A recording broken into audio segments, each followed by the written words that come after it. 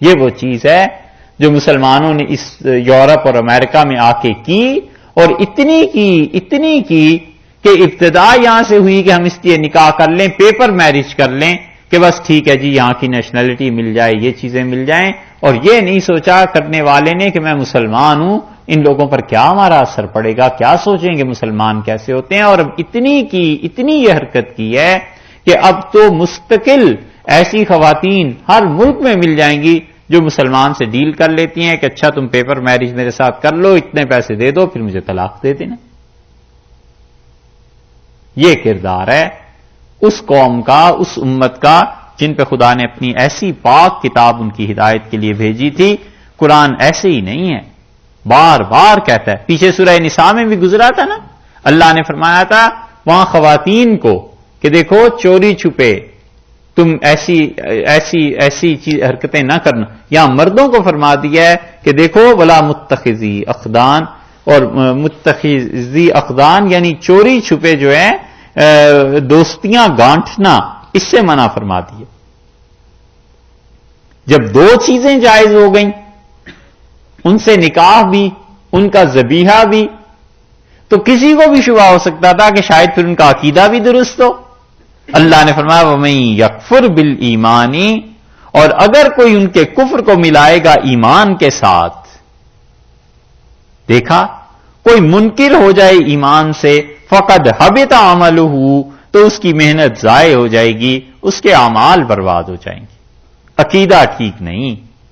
جس حد تک اللہ نے دو چیزوں کی ایکسپشن دی ہے بس وہ چیز ٹھیک ہے. اب تمہیں یہ شبہ ہونے لگے کہ ان کے ساتھ نکاح جائز ہو گیا، ذبیحہ جائز ہو گیا، تو ان کا دین بھی تو ٹھیک ہو گئی.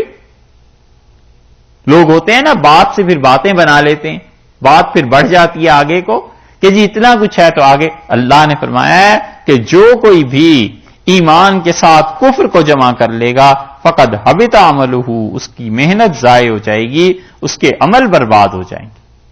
بہت سخت چیز ہے اس بات پر کہ انسان اپنے ایمان کو تباہ کر لے اور نیکیاں جو کرتا رہے یہ نیکیاں ساری برباد ہو جائیں. وَهُوَ فِي الْآخِرَةِ مِنَ الْخَاسِرِينَ، اور وہ آدمی ہوگا آخرت میں خسارہ اٹھانے والا، ہارنے والوں میں سے ہو جائے گا، ہار جائے گا. آخرت میں کفر کی خرابی ہے، اور جو کچھ بھی کر لے وہ اللہ کا دین اگر اس کے پاس نہیں رہا تو وہ خسارہ ہی خسارہ ہے. تو اس لیے دو کے بعد تیسرا حکم نہ کرنے لگ جانا کہ وہ دین بھی جائز ہو گیا ہے، بلکہ وہ تو ارتداد ہو جائے گا. اور اسی سے یہ بات فقہا نے ثابت کی ہے کہ وہ کہتے ہیں کہ مسلمان اگر عیسائی ہو جائے تو اس کا ذبیحہ درست نہیں، کیونکہ وہ اہل کتاب نہیں، وہ تو مرتد ہو گیا ہے. مسلمان ہو اور یہودی ہو جائے، وہ کہے کہ میں سلاٹر ہاؤس کھول لیتا ہوں کہ میں اہل کتاب میں داخل ہو گیا ہوں، تو اہل کتاب میں نہیں داخل ہوئے بھائی، وہ تو مرتد ہو گیا. اور یہی طریقہ خواتین کا بھی کہ کوئی آدمی مرتد ہو جائے علیاذ باللہ تو وہ عیسائی عورت کے ساتھ نکاح اس میں بھی جائز نہیں ہوگا. لیکن جب وہ مرتد ہی ہو گیا ہے تو کیا اس نے سوچنا ہے پھر ان چیزوں کو.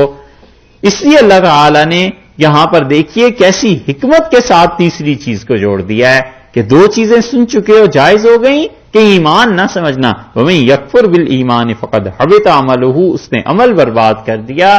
یہ ارتداد اتنی بری چیز ہے کہ نیکیاں برباد ہو گئیں، گناہ پھر بھی ذمہ رہے. حج کیا تھا وہ برباد ہو گیا، حج دوبارہ کرے. نمازیں جو اسلام کی حالت میں اس نے چھوڑ دی تھی ان کی قضا پھر بھی اس کے ذمہ واجب رہی، اب جب دوبارہ ایمان قبول کرے گا ان نمازوں کی بھی قضا کرے. یہ ایسی بری چیز ہے.